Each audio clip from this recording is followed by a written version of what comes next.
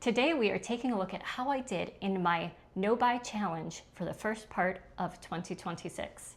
As you can tell from the title of the video, it was both an epic failure and an ultimate success with a twist thrown in there at the end for y'all. So make sure you stay tuned all the way to the end. Hi, I'm Sarah. If you're new to Fitting into Homemaking, on this channel we cover all things homemaking, including obviously budgeting, meal planning, cleaning, gardening, and just overall making your home a welcoming place for you, your family, and your guests. If you aren't new here, if this is not your first video, please go ahead and go down and hit that subscribe button for me and the notification bell so that you can be notified whenever I post new videos. I would super appreciate that. Okay, enough of that. Let's get into it. So why did I do a no-buy challenge? If you're a regular viewer and you have heard this story literally a bajillion times before, feel free to go down into the chapters in the description and skip ahead, okay? Please use your time wisely. For everyone else, in 2025, I did a low-buy challenge to pay off my car. Due to interest rates changing, I decided that it just made more mathematical sense to take a chunk out of my emergency savings account, which was a high yield savings account, and pay off the car because of the changes in interest rates, right? That's absolutely not what I would recommend doing with your emergency savings. That's kind of like against the emergency savings rules. You should only be tapping into that if you actually have a true emergency instead of just a want to do this thing. But finance is very personal to each individual, and based on how much risk you're willing to take on and your overall comfort levels, knowing your own behaviors, I just was comfortable with taking that money out to reduce my overall expenses, which once the car was paid off, in turn made my monthly expenses go down, which subsequently made my 6-month emergency fund needs decrease as well. So that's what I did last year. Paying off the car in 2025 was a stretch goal, which made paying myself back the total amount of savings after paying off the car with that also a stretch goal, which obviously the fact that I'm talking to you now about doing a no-buy challenge in 2026, you can tell that that did not happen. So I wanted to get this savings goal knocked out as quickly as possible. I was frankly just tired of having to sock away every extra dollar, so I tried to think of the quickest way to get this done. So instead of doing a low buy, I moved to a low buy option. I moved to a no buy option for this year, and I set myself the challenge to re-motivate myself of doing it in the first 4 months of 2026. So January through April, I ran some budgets. I set specific saving goals for each month that would contribute to the overall goal. However, one thing that I did not do that generally is a good idea when you have a specific savings goal is to go ahead and to automate that savings so that when you get in your paycheck, it's good to automate taking the money directly from your paycheck and just auto putting it into your savings account, right? So that you don't have to do it, it's already done, and that money just essentially does not feel like it exists for you. However, I have 2 young kids and unexpected expenses do come up, and the monthly savings goals that I was looking at, since it was a no-buy challenge, were quite aggressive, like 0 wiggle room, right? So like I talked about before, you have to look at your comfort level with risk, and I was just not comfortable with possibly coming up short on my actual like really required expenses each month because I screwed up on a savings goal, right? So I did not automate that savings goal like you generally should if it's a little bit more comfortable or a less aggressive savings goal. All right, so that's the background. Let's talk about the journey. What did I do to get there? So let's look at the month of January. I started the year with $17,150.35 in my high yield savings account at the beginning of the month. My 6-month expenses-based emergency fund, which included some money for discretionary spending, just because when you have a family, that stuff is going to happen. I needed to build that up to $20,661.92 after adjusting for new healthcare expenses. My healthcare plan costs went up and my copays increased for the year of 2026. So I had to kind of take that into account.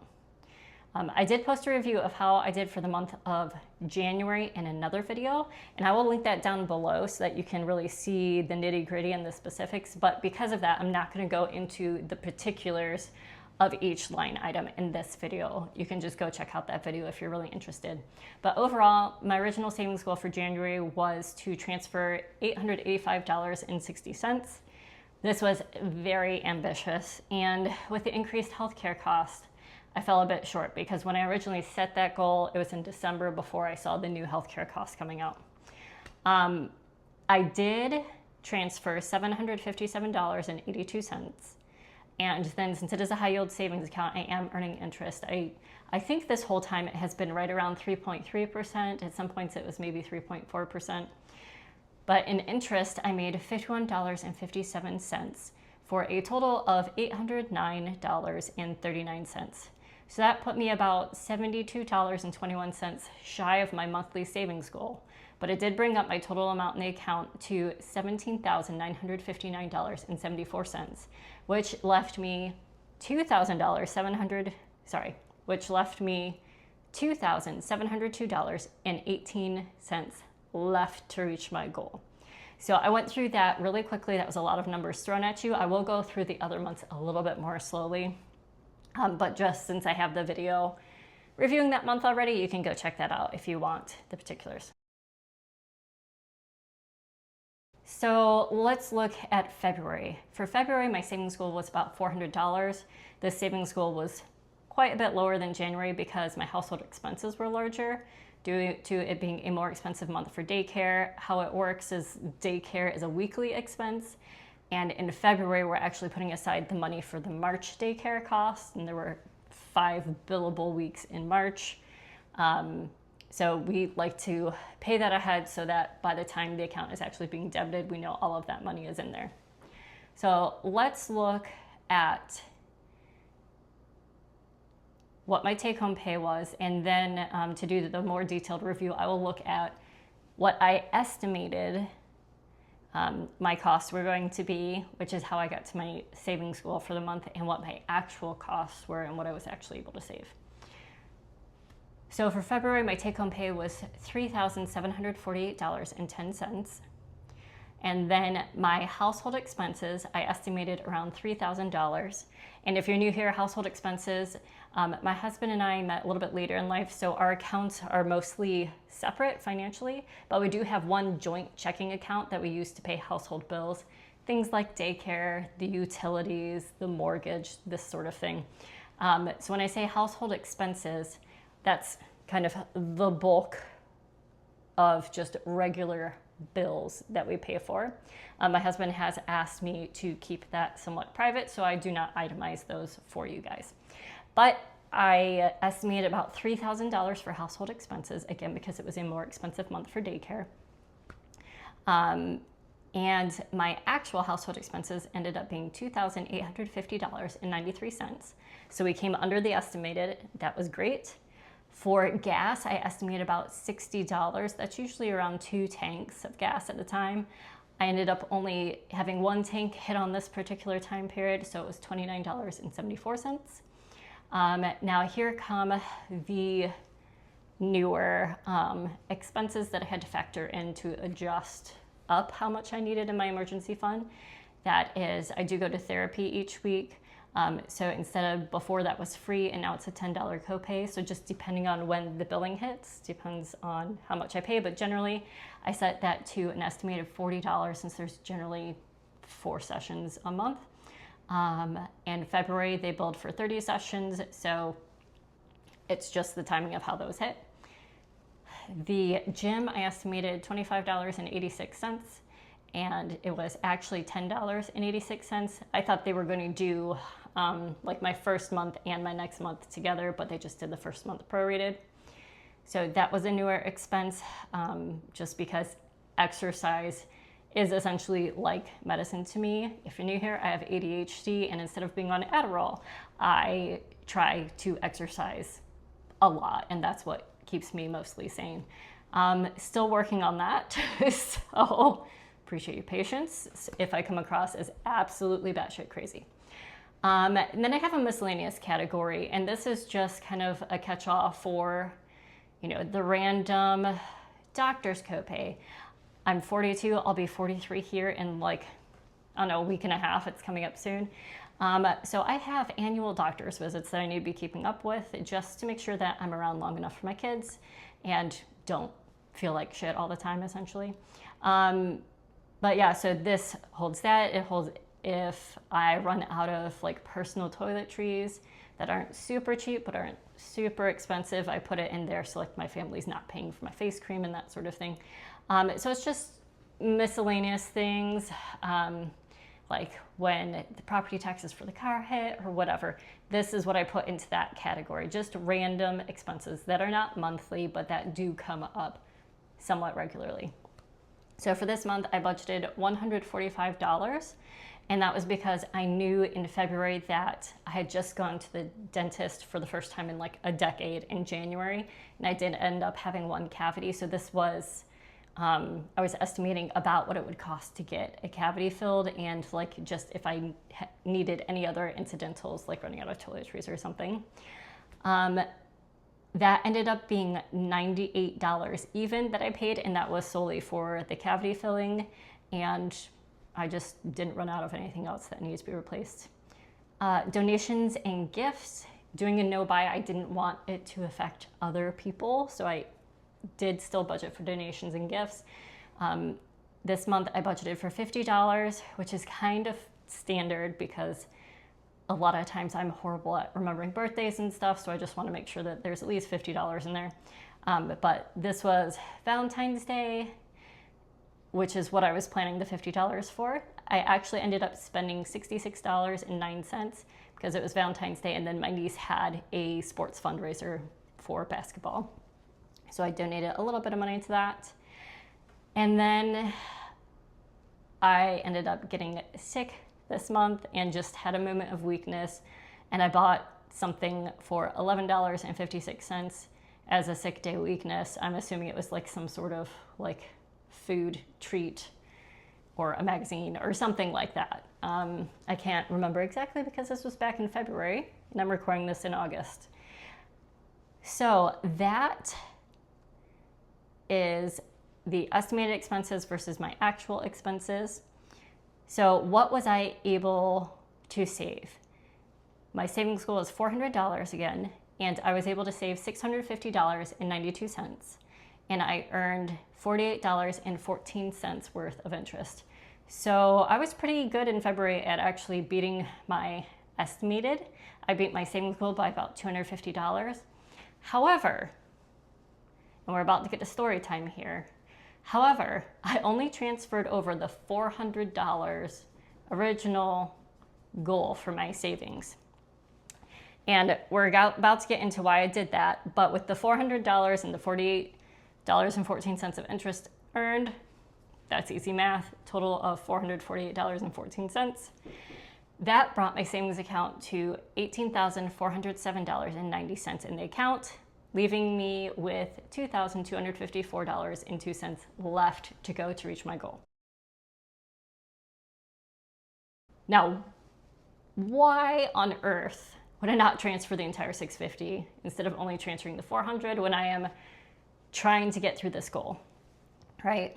The whole point of the no-buy was to get the savings goal done, to get through it quickly, because I was so tired of doing this. I was so tired, I was so not motivated anymore.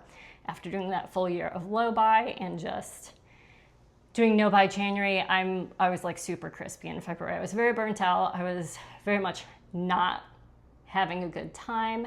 There were other things happening in my personal life that were really stressing me out, and I was just not in a great place. That being said, this year, not just up until this point, but throughout the rest of the year too, I've been either sick or injured more than I have been at any other point in my life. And I do truly think that is because of the amount of stress that I've been dealing with this year. So at the beginning of February, I was already just feeling absolutely done with not just the finances, but everything, like absolutely everything. So I was texting with my sister about really needing just to go on a few days of my own, like just take a no responsibilities, little break for myself. And my sister and I are really close. We don't live close by, but we text frequently, to the point where if she hasn't texted a certain amount, I start to get worried. I'm like, please send proof of life sort of situation. So yeah, I was talking to her about maybe I'll just take a few days, and she said, let me know when you're thinking about going and when, and then maybe I can meet up with you for a day or two of that. So at that point, immediately in my head, I'm thinking sister's trip, which we have never done before, and how amazing that sounded, and how much better it would be than just going on my own and then feeling guilty for the time away from my family and all of these other complicated feelings that I've had in the past when I have taken a break, right? So throughout the entire month, this idea of a sister's trip was just kind of niggling in my head. And as the month went on and there were more difficulties, towards the end of February on a Friday, I just texted my sister, Williamsburg.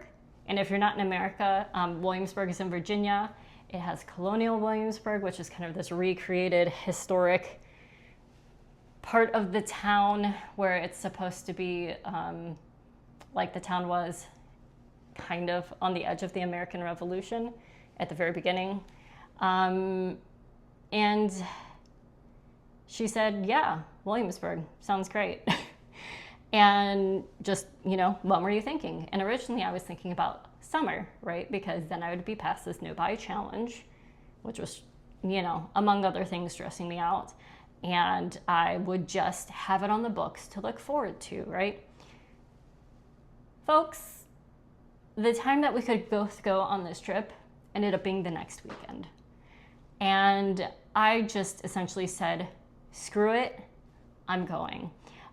So made plans with my sister. I was supposed to save $750 for March. And I was looking at hotel prices and just gas prices and like souvenirs, food prices, all this sort of thing. And I was like, well, the $750 isn't going to quite make it. But with the extra $250 over my savings goal that I knew at that point, I already knew that I had that overage, that would definitely be enough to cash flow it. So that's what I did. And it was an amazing break. We got a hotel in Colonial Williamsburg, so everything was walkable. I think the first full day we were there, we did like 30,000 steps. The next day we did about 20,000 steps. We were outside most of the time. We ate good, mostly local food. The weather was perfect. And I had zero responsibilities other than myself, right? It was just absolutely wonderful. But yeah, what that meant was that I saved exactly $0 in March to cash flow that trip. And honestly, I have no regrets. I absolutely have no regrets. But at that point, I was choosing to fail at my own no-buy challenge. And I realized that it was a privilege for me to be able to do, just to say, oh, instead of saving this money, like I have enough in there where I feel comfortable, where I don't feel like the apocalypse is going to happen. Like there's enough in there for a cushion that I'm just going to take this nearly unplanned trip, planned a week out. And yeah, it was just something that I really needed. I had an amazing time. I built new memories with my sister. This was the first trip I think that she had been on in many years without her kids. Her kids are 13 now. They were 12 at the time, and my kids at the time were 2 and 4. So yeah, it was great. But I knew that without transferring that money in March, there was absolutely no way I was going to get close to hitting my savings goal by the end of April. So yeah, outside of the trip, I really didn't spend any money in March because I just wanted to cash flow the trip, and I was happy with that. I did get my kids like souvenirs and stuff like that, but part of the goal of the trip was to not have any responsibilities. So I made sure that there was enough cash that I had to not worry about what I was paying for when I was there. I mean, I didn't go like super extravagant with souvenirs, but part of the reason for the trip was to not pay attention to the finances. So yeah, so the cash ended up covering it. So technically, I guess I stayed within budget once I realized what I was going to do with the money for that month. And since the emergency savings isn't a high yield savings account, I did make $53.79 in interest. Yay! So the account did grow very slightly to $18,461.69, which left me $2,200.23 left to meet my goal. So obviously, I'm pulling in less than $4,000 a month. I'm not going to be able to transfer $2,200 of it to end this by April. But like I said, no regrets. So that was my review for March / story time part 1. Stay tuned for part 2. That brings us to April, the original last month in the challenge, but not the actual last month. So let's look at my take-home pay and then my estimated and actual expenses. Take-home pay, again, was $3,748.09. I get paid monthly. It's not terribly variable month to month. I estimated $2,800 for household expenses, went a little bit over in that category of $2,836.25. Estimated $60 for gas. Gas ended up being $111.34. I think this is when gas prices shot up a lot and I ended up needing like 3 tanks instead of 2, just how it hit. Therapy copays, $40 for each category. Hit that one on the head. Gym, $15 estimated, and that's what the actual was as well. Miscellaneous, I put in $75. Again, toiletries, like random doctor's copays, that sort of thing. Ended up only spending $8.25, so I must have just needed to replace something cheap. Donations and gifts, I estimated $50, and I spent $44.71 there.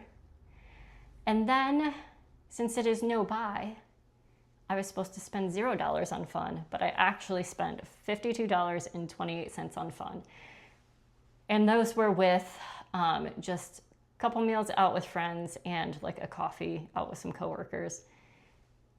So yeah, that turned it into more of a low buy month rather than a no buy month. But yeah, not too horrible. My savings goal for April was $700. I ended up saving $640.26. So yeah, without the fun, we would have gotten a little bit closer, but not quite to that goal. And then the interest that I earned in the savings account was $51.44. So the interest and savings put together were $691.70, bringing my total account to $19,153.39. That left me $1,508.52 below my end goal. Take-home pay, again, $3,748.09. Very typical. My household expenses, I estimated $2,800, and it was $2,795.57. Looks like I did a little bit better at estimating this month with some things. Gas, I estimated $100 because of how much gas prices shot up that last month. I ended up spending $42.60. I think that was like 1 tank of gas. Therapy copays, usually around $40. It was $30 that got billed this month. Gym, $15. That was the actual payment. And miscellaneous, I had $75, which is pretty typical of what I budget. And with miscellaneous, I ended up spending $91.78. And those were doctor copays. And I'm just gonna let you know, that is a teaser for what is about to come. Fun, supposed to be $0. I ended up spending $24, and that was on a sushi treat and a snack drawer. At work, I have a snack drawer, refilling that snack drawer. I guess that cost me $24 even. So my savings goal for May was $650, and I actually saved $681.33. So even though I had some fun, that worked out because I overestimated on some other categories. My interest earned was $54.11. So savings plus interest earned was $735.44. And that money brought the account to $19,888.81, which is kind of a fun number because my favorite number is 8. If you're interested to know why, you can ask me in the comments and I will probably reply to you and explain. Anyhow, that left me $773.11 left to go. Y'all, I was so close. I could kind of see the end. However, I knew kind of by mid-May to the end of May that there was absolutely no way that I was going to hit that goal in June. So let's move on to June and story time, part 2. So $773.11 might seem like a bit of a stretch, but not an impossible goal. But when I was talking about that miscellaneous category in May, I said that the doctor's copays were a teaser. And that's because in early May, quite early May, I absolutely threw out my back. And I'm still not sure exactly what happened, but the urgent care doctor guessed that maybe I slipped a disc because that seemed to be what my symptoms were indicating. But without imaging, he couldn't be certain. And honestly, when I was at that appointment, I was in so much pain, I didn't really care what the cause was at that point in time. But like, I was just no longer functional whatsoever. Getting the 5 minutes to the urgent care doctor was incredibly painful. I couldn't sit at all. So, which is why the ride was painful, because I wasn't really sitting on the way there. I couldn't fully stand up. I was essentially bedridden for the entire week right after I threw out my back. I was on a very strong dose of steroids, like massively strong dose of steroids, which has its own side effects, and muscle relaxers to try to make things better, you know, take down the inflammation, relax all the stuff so everything just calms down. So this happened just before Mother's Day. So I spent Mother's Day in bed, in pain, and by myself. And that just completely sucked because my husband had asked me what I wanted for Mother's Day. And I said, what I would like to do is to do something, but to not have to plan it. So he had actually planned stuff for us to do. And I had planned on the day before Mother's Day taking my mom to go see like a play in a park and take her out to dinner before that, and just absolutely none of that could happen. So I was super disappointed, in addition to being in a lot of pain. But once I was mobile enough again to be able to sit for like 10 minutes at a time, I scheduled physical therapy appointments because my doctor referred me to do that so I could be completely functional again instead of only partially functional. And y'all, I had 2 PT appointments per week for almost 2 months. And I am so lucky that I have health insurance because I don't know how I would have afforded it. Each session, if you don't have insurance, is like $150. But even though I have insurance, PT copays with insurance are still not cheap. So essentially, paying for my PT took all of my extra money for June. And so June was another month that I transferred $0. However, it was for a very not fun reason. In March, fun reason for transferring $0. In June, very awful reason for not transferring $0. However, I am grateful that obviously I'm sitting, so I'm able to sit. Obviously, I am better, but yeah. So for June, all I can account for is the interest I earned on the account, which was $53.86, which brought the account up to $19,942.67. So I will say that that interest payment did take what would have been a stretch goal for the month of June had I not just completely ruined myself, into a more reasonable goal. But yeah, because I couldn't save any money and transfer it, I'm not going to do an itemized listing for June, just like I didn't for March. But yeah, still doing my PT exercises at home, and I'm back to running and doing other things for my health. So very happy in the end it worked out, but would like to never, ever do that again. All right, so that was June. Let's look at July. So last month. And based on me saying that it was ultimately successful and the fact that I'm doing this video now, I think you can guess that we did hit our goal this month.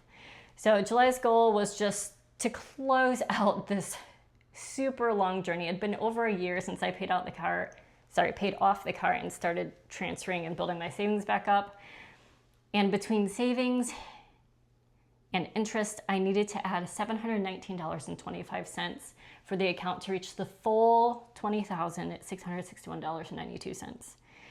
Given that my interest payments were tracking between $50 and $55, I set the savings goal at $675, thinking that that would get me to the goal. So let's see how that panned out. My take-home pay last month, July, was $3,863.02. What? It finally went up. If you have been following me on my low buy and my no buy journey, you will know that I have a government job and that my salary is determined by the state legislature because it's a state government job. And over an entire year late, they finally passed a budget. So last year, I did not get any raise at all, but my healthcare costs went up because the fiscal year starts, it's a June to July, or it's a July to June fiscal year. The legislature finally passed a budget starting in the month of July. So I do not get any sort of back pay for last year. Last year was a complete wash, no raises, more healthcare costs. So I actually made less money last year than I did the year previous, which really sucked. But for this year going forward, I do end up getting a 3% raise, and there's also going to be a $1,750 bonus that's supposed to hit our paychecks in September. So I have not seen that yet. But y'all, that's almost $115 more take-home pay than I've had in a very long time. So super happy about that. And that really makes the goal very feasible this month, okay? So let's look at estimated versus actual like we have for the other months. Household expenses, estimated was $2,700. Actual was $2,567.17. Gas was $70 estimated, actually $36.69. You can see the gas prices are creeping up again. That was only one tank. Therapy copays, estimated around $40. They billed me for $30. The gym, I put an estimated $35 because this was the month where I felt good enough where, at least on this pay cycle, I was out of PT, and I asked the person, my physical therapist, about strength training programs to prevent me from injuring myself again, in addition to the PT exercises. And she recommended some things. So I looked up some programs, and there was one that I did pay for a few exercises. So that's why I said I had 35 instead of 15 as a one-off expenditure. So the gym, it actually ended up being $33.99. My miscellaneous, I put in $200 for this because I knew I would still have the tail end of my PT sessions that I was paying for. It ended up being $227.08. So that is just the tail end of those sessions. So you can imagine how big that number was for June. There was also an additional, I think it was like the dermatologist copay in there too, since that's a specialist. It's a little bit more of a copay. And then for donations and gifts, the standard 50, we ended up only using 10 of it. Or I only ended up using 10 of it. Now, I did put $50 of fun in here because I could see that the end was near, and just based on my estimated amounts, I thought that I was really going to be able to make this goal, and I wanted to have a little bit of a celebration, right? So I put in $50 for fun. I spent $56.27, not $5,627, $56.27. So yeah, I think that was just a couple of meals out with friends, and I don't even think I got a coffee drink. I think it was just a couple meals out with friends. So for savings, my goal was $675. And this month, since it was at the end of the goal, I actually waited until my interest earned statement came in. So the interest I earned was $55.07. So I just subtracted that from the savings goal to transfer $664.18 to make up the entirety of what I needed to reach my goal. So I finally reached my goal of $20,661.92. And not only did I reach that goal and transfer that money over, after making the savings goal, I still had $241.64 left over. And honestly, I just left that in my checking as a little like, hooray, I finally did it, yay, to just be a little bit more padding. And it just felt so good. It feels so good to be done with this and to hit my goal. Now, I did promise you a twist at the end. And here's the twist. I aggressively looked up the meaning of ironic because it bothers me that Alanis Morissette song saying, isn't it ironic? And all of the things that she says are actually not ironic. They're just unfortunate. So what I'm going to say isn't necessarily unfortunate, but is a twist. And it's not, unfortunately, ironic. So I couldn't use that word, but I digress. The twist is that starting next month, which is now this month, my monthly expenses will significantly drop because my daughter is starting kindergarten this month. We are so excited. She is so excited. We did the school supply shopping. She has her new big girl book bag that can actually fit folders in it instead of just little dolly shoes and stuff. We just took care of that last weekend. And because of that, moving forward, we only need to pay for my son's daycare. So I just reached this huge goal that I've been working toward for well over a year. And the amount that I actually need in my 6-month emergency fund has significantly decreased. So a more reasonable and very, very conservative estimate of a 6-month emergency fund for me now is around $18,000. Really based on current expenses, what the actual fund would be like $16,500, but I wanted to leave enough wiggle room in there in case the kids enroll in activities or just, whatnot stuff comes up. In January, when I started this no buy challenge, I started at over $16,500 in my account. And by the end of January, I had very close, I think it was within $40 or so of $18,000 in there. So that's the twist. I put all of this effort into saving the money, and as soon as I hit my goal, my circumstances changed. All right, because life is not static, and that happens. And I could have just left the entire thing alone and have it gain interest and have it be good. And I'm not sure whether to laugh about that because it is a bit funny, or what reaction that should be. But it was really important to me at the beginning of the year that I fully funded this, especially after, I think part of me, like I said in the beginning, always knew that this is not the approved purpose of an emergency fund to take out a chunk and to pay off a car loan. That's not the approved purpose. And I, at heart, am a rule follower. I like rules. I like structure. So I think in the back of my head, it was always kind of it's okay because you're building it back up and then you're going to be following those rules again and it won't matter, and all this sort of mental gymnastics that just absolutely do not matter, that someone has made up this arbitrary rule, right? The number itself is an arbitrary number too. But yeah, it was important to me to get that fund back up. And all I can say is that I'm really glad that it's over. I'm very glad it's over. Restricting finances over that amount of time is not fun. It can be exhausting. It can be stressful, needlessly, really, in my situation. But yes, happy I could finally set my goal and celebrate.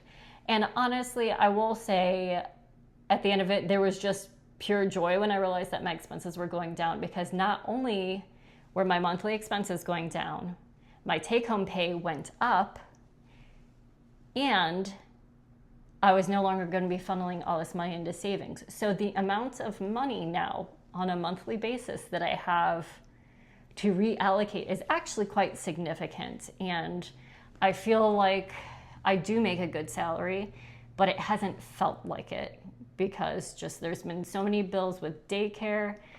Between my daughter and my son last year, my husband and I paid over $30,000 in daycare costs. So my part of that was $15,000. And now with this raise, I make about $66,000 a year before taxes. So that's a significant portion of my salary, right? And just to have that go down to a more reasonable amount, it feels like I can breathe. And to have all these things hit in the same month just felt so amazing. And just seeing my budget for the next few months going forward, I kind of got to the point where I'm like, oh my gosh, I'm not struggling financially, because it has felt like a struggle, regardless of whether that was the reality of the situation or not, because I feel like I didn't have any margin to spend, right? So now, what do I do with my money? Now that I'm not building my savings, now that I'm not paying for my daughter's daycare, I know other expenses will come up with her, but now that I'm not paying for her daycare, and now that I've gotten a pay raise for the first time in a number of years. So some of my options, and I would love your feedback on this. Go down in the comments below and let me know what you guys would do. But some options I've thought of is contributing more to my Roth 403b, which I'm absolutely going to do because it's just the responsible thing to do. And that's just who I am. I'm boring. I'm boring, responsible, rule following one. And I would like to travel in retirement. So building that up, even though I have a pension, I want something else to be able to depend on. So I actually have a meeting this week with my retirement planner through work. So contribute more to my Roth 403b. We're going to be doing that. Both my kids have a 529 account that I had stopped contributing to during this stage of life. So I'll probably at least do small contributions there. I could start saving some money for something fun. Maybe the sister's trip becomes an annual thing and I just save up the extra money ahead of time, which I absolutely would do. I would never put stuff on a credit card like that. I use credit cards, but I don't carry over a balance ever because that's silliness. Or just allow myself some more fun money for like just random treats throughout the month. With that last one, I do want to be careful because I don't want to lifestyle inflate myself. But I'm certainly not in the habit of just willy-nilly spending money, as you guys can track on my channel. But it will be nice not to have like this internal debate on the days that I really do want a latte. Because I'm not buying them every day or even multiple times a week. Maybe be like once or twice a month. And I think I can swing the $10 to $15 once or twice, you know, that would add up to. One thing I have decided, other than the retirement account stuff, retirement and 529 account, is that I want to start working on building a capsule wardrobe. And in recent history, I haven't bought new clothes other than out of absolute necessity. So things wear out or stuff just doesn't fit because I've had 2 kids, you know. And I just haven't really bought much since I've been married, like 7 years ago. The last time I remember shopping for anything fun was before I went on an international trip, and that was going to be like 6 months after I got married. So that was the last time I remember shopping like for clothes for fun, for a trip. But yeah, I'm at a point where I really want to wear clothes that I like, that feel good, that fit well, and not just buy things because I need them. So I've always wanted to do a capsule wardrobe because I don't want a ton of things, because it's just, my house is not big. Having more things makes it harder to look after. But I do want to be excited about the clothes I'm wearing and, you know, just be able to look in there and everything is something that I like. I am incredibly picky when it comes to like clothes and shoes and stuff like that. So I know that this is going to take a long time. I've made a list of like staple items that I would like, so I am going to be on the lookout for those. I have bought a few shirts that I really like because that was something that I was getting low on, and I managed to find something like this one. But yeah, so that's one thing that I have decided on. but it's going to take a long time. So if you're interested in me doing like a progress update on a capsule wardrobe at some point, maybe later in the year, that's something to think about. But that's going to be it for today. Let me know in the comments what you think about the epic journey that we just went through, including the low buy journey last year. And I'll link to the low buy playlist from last year and the January no buy video in the description in case you want to go back and look at those. Please subscribe, hit the notification bell, do all the YouTube-y things if you want to see more of my content. And I will see you the next time. Bye.